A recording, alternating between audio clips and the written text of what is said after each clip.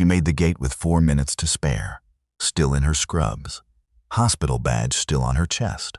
She had been called in at 4 in the morning and never got the chance to go home and change. She was planning to do that when she landed. Seat 2A, first class, window. She had barely closed her eyes when the voice came from across the aisle. "Excuse me, sweetheart." The man was mid-50s. Expensive suit, Rolex. His wife beside him in designer everything. Both of them looking at Emma's scrubs the way certain people look at things they consider beneath them. "I'm just curious," the man said loud enough for the rows around him to hear. "How exactly does a nurse afford first class?" His wife laughed. A few people nearby laughed with her. Emma said nothing. She reached up to place her bag in the overhead bin, her scrub top lifted slightly, and there on her right shoulder blade, dark precise lines against her skin, was a tattoo, an anchor with the Roman numerals XX at its center. 3 rows back, a man in a dark jacket slowly set his drink down. His jaw went tight. He stood up, and the expression on his face was not anger. It was recognition, the kind that stops a man cold. Before we start, drop a comment telling us where you are watching from today. And if you believe the quietest people are always carrying the most, hit subscribe. Emma Carter had been awake since 3:45. The call came at 4. Trauma case, construction worker, internal bleeding, the kind of situation that does not resolve quickly and does not allow for the luxury of watching the clock. She had stayed until she was certain he was stable because that was simply who she was, regardless of what she had planned for the morning. She made it home long enough to grab her bag, already packed from the night before, and drove to the airport with her hospital badge still clipped to her scrubs because stopping to remove it was 4 seconds she did not currently have available. She made the gate with 4 minutes to spare. The gate agent looked at her scrubs and then at her ticket, and then back at her scrubs and said nothing because the ticket said what it said and the ticket said 2A. She had been planning to change when she landed. That was the plan. The morning had other ideas. She settled into the window seat with the careful and deliberate movements of someone whose body is running on the specific reserves that only activate when the regular supply has been completely exhausted. She put her bag in the overhead bin, sat down, and looked out the window at the ground crew, moving equipment across the tarmac in the gray early morning light. The cabin was quiet in the specific way that early flights are quiet. The collective exhaustion of people who set alarms they did not want to set pressing down on every row like a shared weight. Emma closed her eyes for exactly 1 second. 1 second of stillness before whatever came next. It was the first stillness she had found since 3:45, and it lasted approximately as long as those things usually last. The voice came from across the aisle before the cabin door had even finished closing. Richard Voss was in his mid-50s, charcoal suit, Rolex on his left wrist, the particular groomed confidence of a man who had been told yes so many times in his professional life that the muscles required to hear no had simply stopped developing from disuse. He was flying to a board meeting he had spent 3 months preparing for, and everything about his posture communicated that the world around him existed primarily as backdrop for that fact. His wife Diana sat beside him, designer jacket, perfect hair, the specific posture of a woman who had learned long ago that her husband's confidence was a boat worth staying in regardless of where it was sailing. They had noticed Emma the moment she boarded, the scrubs, the badge, the bag that looked like it had been packed in a hurry. Voss leaned toward Diana and said something too low for the rows ahead to catch, but with a smile that was designed to be seen rather than hidden. Diana laughed. It was the kind of laugh that does not require anything to be funny. It requires only an audience and a target. A woman 2 rows back glanced up from her phone. A businessman in the seat behind Voss smiled without fully committing to it. The small and weightless cruelty of people who mistake proximity for permission to behave however they like had found its morning rhythm. And it had found it at Emma's expense before the plane had pushed back from the gate. Emma heard all of it. She turned from the window, looked at Voss for exactly 1 second, with the calm and complete composure of someone who has been in rooms considerably more dangerous than a first-class cabin, and has learned that the most powerful response to noise is silence. And then she turned back to the window. She said nothing. She did nothing. She simply existed in her seat with the quiet and unmovable presence of someone who knows exactly who they are, regardless of who is laughing. That was when Voss decided that silence was an invitation to continue. He straightened in his seat, looked around the cabin with the practiced ease of a man who has spent decades performing confidence for audiences, and said it loud enough that the rows immediately surrounding them could hear every word without straining. He asked how a nurse afforded first class. He asked it with a smile. He asked it the way people ask questions when the question is not actually a question, but a statement wearing a question's clothing. Diana laughed again. The woman 2 rows back looked uncomfortable but said nothing. The businessman behind Voss found something interesting to look at on his phone. Emma reached up to place her bag more securely in the overhead bin. The movement was ordinary, unremarkable. The kind of small adjustment that happens 100 times on every flight without anyone noticing or caring. Except that as she reached up, her scrub top lifted slightly at the back, and for one brief moment, one single unguarded second of fabric and morning light, the tattoo on her right shoulder blade became visible. Dark, precise lines against pale skin, a boat anchor, and at its center in clean Roman numerals the number 20. Then she sat back down and it was gone as if it had never been there at all. 3 rows back, a man in a dark civilian jacket who had been sitting with the particular economy of stillness that belongs exclusively to people who have spent careers in environments where stillness was a survival requirement, set his drink down on the tray table. His jaw tightened once. Then he stood up slowly and began walking forward through the cabin. And the expression on his face was not anger, and it was not surprise, and it was not the expression of a man who was going to ask anyone's permission for whatever he was about to do next. Colonel James Harker had been in seat 5A since boarding, dark jacket, plain shirt, no rank, no insignia. Nothing on his person that identified him as the man who had commanded the most classified Marine combat unit of the last 2 decades. He had booked the flight 3 weeks ago for reasons that had nothing to do with comfort and everything to do with a meeting at the Pentagon that he had been putting off for 6 months and could no longer reasonably avoid. His aide had upgraded the ticket without asking.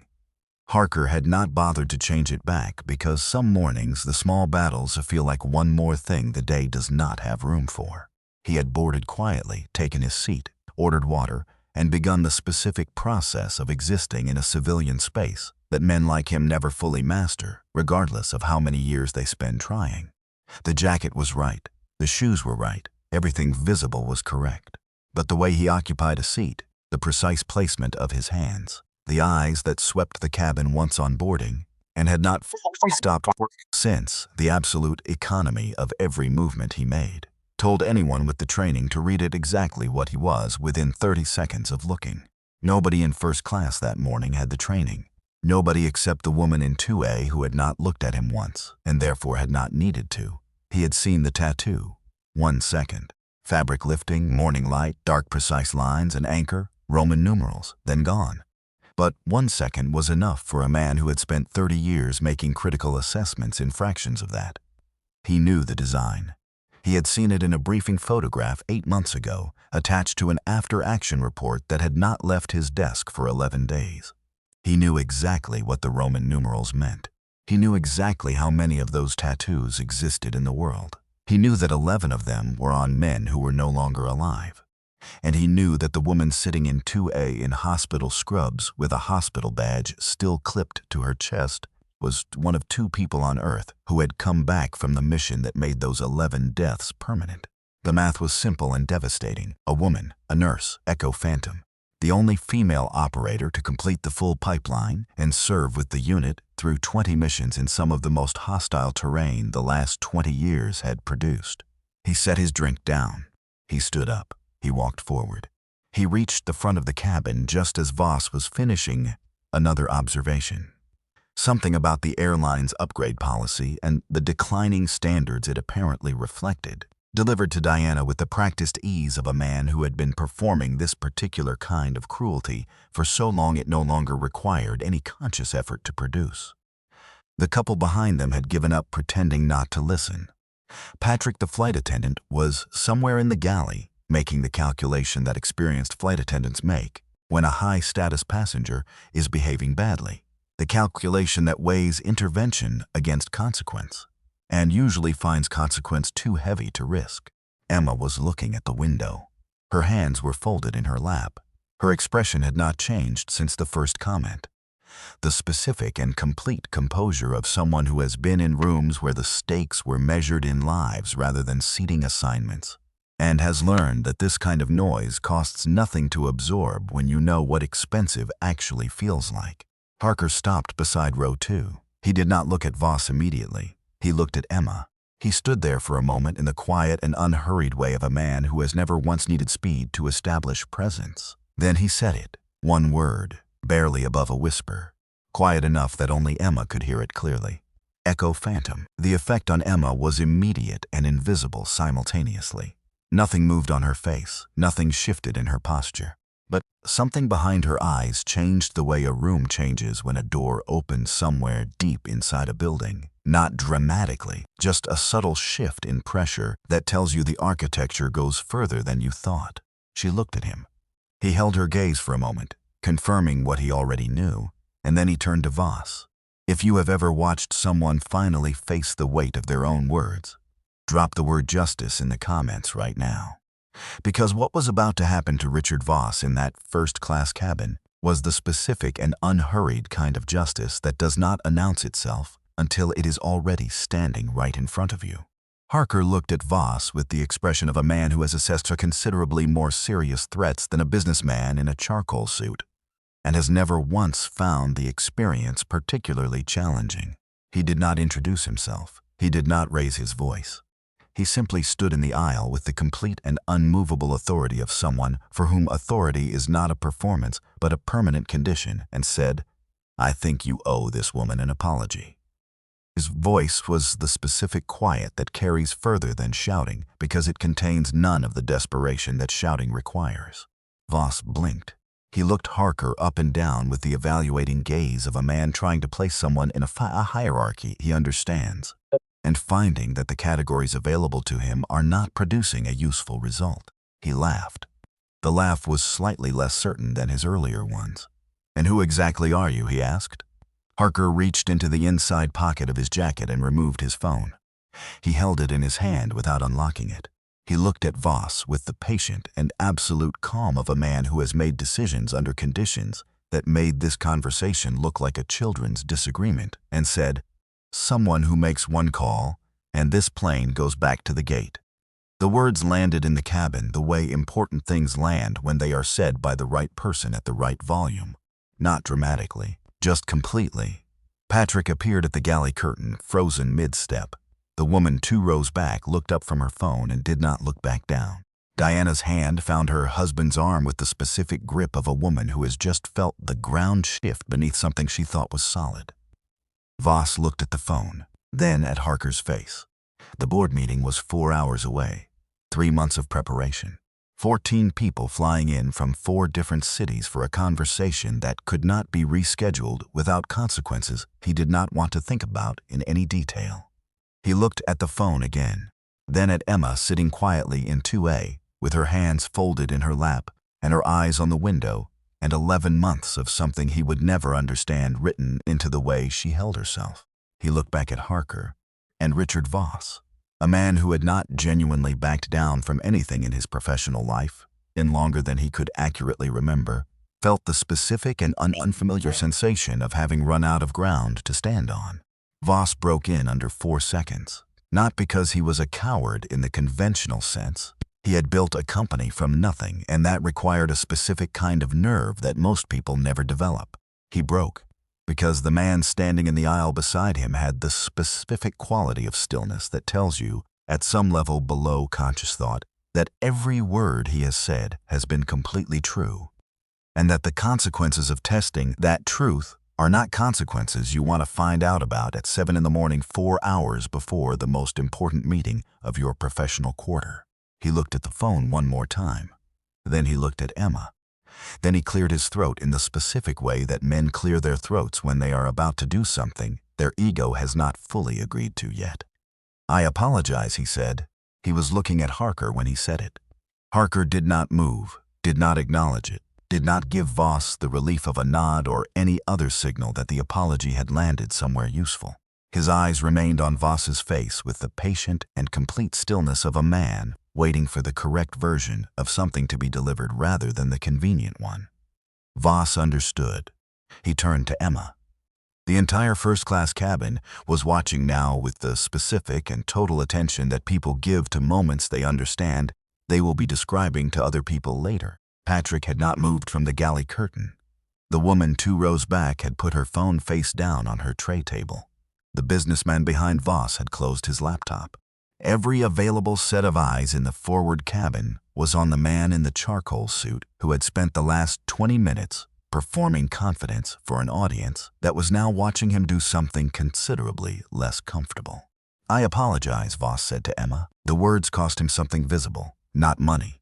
Something more expensive than money. The specific currency of a man who has confused his net worth with his personal worth for long enough that separating the two in public felt like a form of undressing.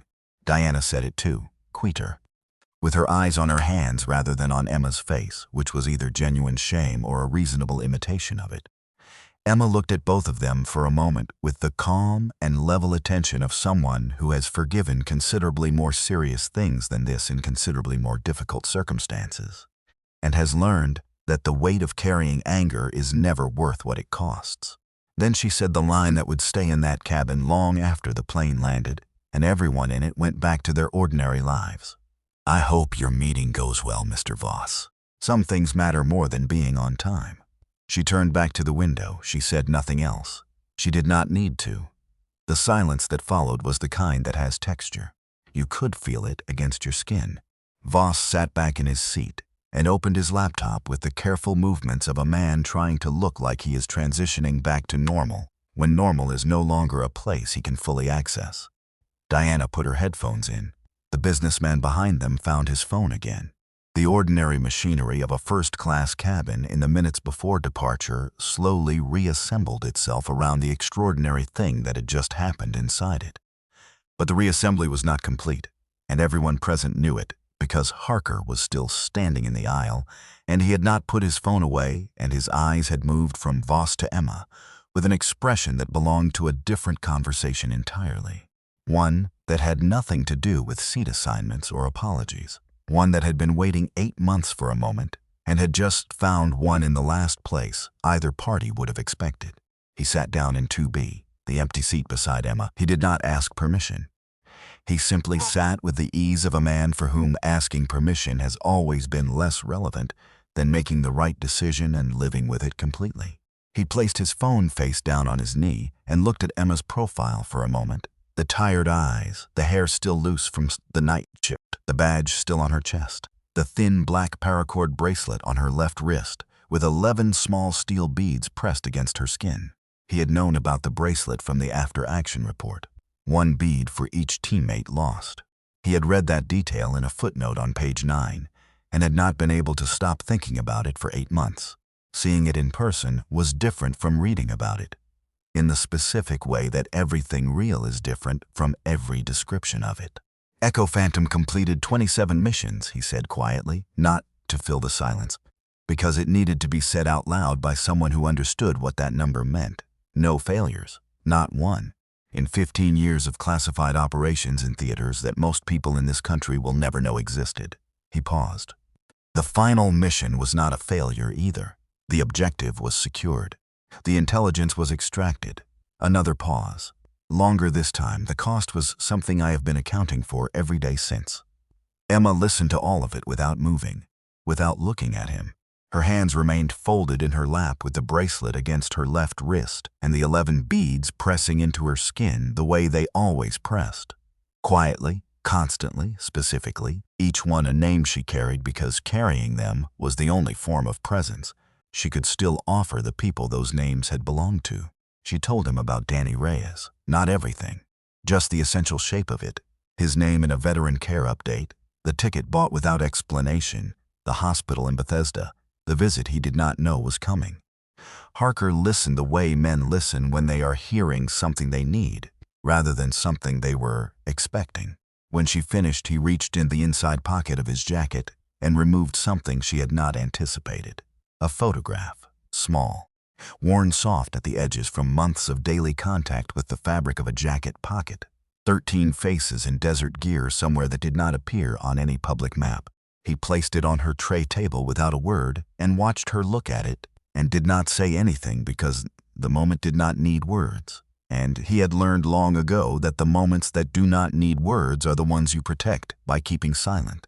Emma looked at the photograph for a long time, at the 11 faces that were no longer faces she could call, at the 2 that were, at her own face among them, younger, harder, carrying a different kind of weight than the weight she carried now. Then she looked up at Harker and asked him the question she had been carrying since the night the world reduced itself to 2 survivors and 11 names. "Did you know," she said quietly, "that we wouldn't all come back?" Harker answered her honestly, not the version of honest that keeps the difficult parts back and presents the acceptable remainder as the whole truth. The complete version, the one that had been living inside him for 8 months without anywhere to go. He told her about the intelligence assessment, the 60-40 probability of full extraction. He told her that 60-40 was within operational parameters for a mission of that classification level and strategic importance, and that he had looked at those parameters every single day since the after-action report crossed his desk, and that the math had not gotten easier to carry a single time in all those days, regardless of how many times he ran it. He told her that he had read the full report, all of it, every page, every footnote. The page that described what she had done inside that building when everything fell apart and the options reduced themselves to one. The page that described the extraction, the weight she had carried, the distance, the conditions. He had read that page more times than any other, and he had never once finished it without sitting quietly for several minutes afterward doing nothing at all. Emma listened to all of it without interrupting. Her hands remained in her lap, the bracelet against her left wrist, the 11 beads. She had the specific quality of stillness that belongs to people who have learned to receive difficult things without either deflecting them or collapsing under them. The stillness of someone who has processed enough genuine weight to know that the only way through something heavy is to let it land completely rather than catching it at arm's length. When Harker finished, she was quiet for a moment. Outside the window, the DC suburbs were visible below, through a thin layer of cloud, the geometry of roads and rooftops and ordinary life continuing its existence beneath the plane with no knowledge of the conversation happening 30,000 feet above it. Emma looked at the photograph still on her tray table, at the 13 faces, at the 11 who were gone. She told him something then that she had not told anyone since leaving the Marines. Not her supervisor at the hospital. Not the therapist she had seen for 3 months before deciding the appointments were taking more than they were giving. She told him that the hardest part was not the mission itself, the mission she had trained for, the mission her body and her mind and her 11 years of accumulated experience had prepared her for in ways she could not have articulated, but that had been available when she needed them completely. The hardest part was the morning after, waking up in the medical facility in Germany, with Danny Reyes 2 beds away and 11 empty beds where the rest of them should have been, and understanding for the first time in a sustained and unavoidable way that the number was permanent, that it was not going to change overnight or with time or with any effort she could make. 11 was the number, and 11 was going to remain the number for the rest of her life, and the only thing she could do with that was decide what to carry it as. Harker reached into his jacket pocket again. Not for the photograph this time, for something smaller. A folded piece of paper, official letterhead, the specific cream-colored stock of Pentagon correspondence. He placed it on the tray table beside the photograph. Emma looked at it without unfolding it. He told her what it contained. Echo Phantom's classified service record was currently under formal review for official recognition. The process had been moving slowly for the specific bureaucratic reasons that slow things always move slowly for. Classification levels, interagency coordination, the careful legal architecture required to acknowledge the existence of something that had officially never existed. But it was moving. The 11 names on her bracelet were going to be spoken out loud in a room with the right people before the end of the year. Spoken on the record. Permanently. The 2 names still living were going to be in that room when it happened. He looked at her wrist, at the beads. They deserve to be remembered properly, he said. Emma looked at the bracelet for a long moment. Then she said the thing that made Harker go quiet for the rest of the flight. "They already are," she said softly. "I make sure of it every day." Harker returned to 5A before the descent began.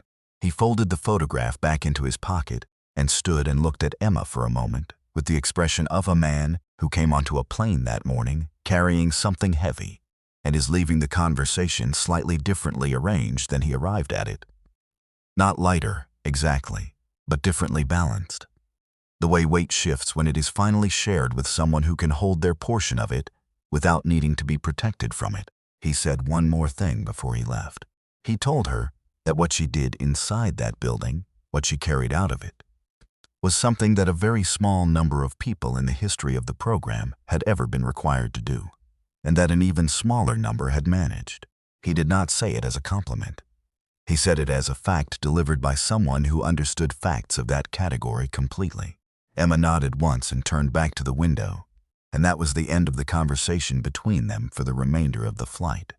She landed in D.C. at 11:40, took a cab directly to Bethesda Naval Hospital, walked through the entrance in her scrubs with her bag over one shoulder and her badge still on her chest, because she still had not changed, and at this point the scrubs were simply what she was wearing, and she had stopped thinking about it somewhere over Virginia. She asked at the front desk for Staff Sergeant Daniel Reyes, room 414. The woman at the desk looked at her scrubs and her badge and gave her the room number without any further questions, because a nurse asking for a patient's room number at a military hospital is not a thing that requires explanation. She took the elevator. 4th floor, long corridor, the specific antiseptic smell of a hospital that never quite disappears regardless of what else is present in the air. She walked the corridor counting room numbers and stopped outside 414 and stood there with her hand not quite touching the door and everything the morning had given her. The flight and the mockery and Harker and the photograph and the letter and 30,000 feet of honest conversation about things she had been carrying alone for 8 months. Pressing against the inside of her chest in the specific way that things press when they have finally found the right moment to arrive somewhere. She knocked. A voice said, "Come in." She opened the door. Danny Reyes was sitting up in the hospital bed, thinner than she remembered, left arm in a brace. His face carrying the specific geography of someone who had been through something that had rearranged their features slightly in ways that were permanent and visible if you knew what you were looking at. He looked at the door. He looked at Emma. He was quiet for a long moment in the specific way that people who have been through the same thing are quiet when they see each other. Not from discomfort, but from the particular fullness of a moment that does not immediately have room for words. Then he looked at her wrist, at the bracelet, at the 11 beads. He looked at his own wrist where the same paracord sat against the same skin with the same 11 beads worn smooth from the same 8 months of daily contact. He looked back at her face. And Danny Reyes, Staff Sergeant Echo Phantom, 1 of 2, smiled the first real smile Emma had seen on a face she recognized since the morning she woke up in Germany and understood what permanent meant. "I wondered when you'd show up," he said. She sat in the chair beside his bed, and they talked for 4 hours about nothing important and everything that mattered. And outside the window, the D.C. afternoon did what October afternoons do, came in low and golden and unhurried across a city that did not know and did not need to know what was happening in room 414 of Bethesda Naval Hospital between 2 people and 2 identical bracelets and 22 steel beads that together accounted for everyone Echo Phantom had ever been. If this story reminded you that the people carrying the most are almost always the ones saying the least, subscribe and stay with us, because every single week we bring you another story about the quiet ones, the ones walking among us in ordinary clothes with extraordinary weight on their wrists and in their hands and in every small decision they make every single day. And those are exactly the stories that should never be forgotten.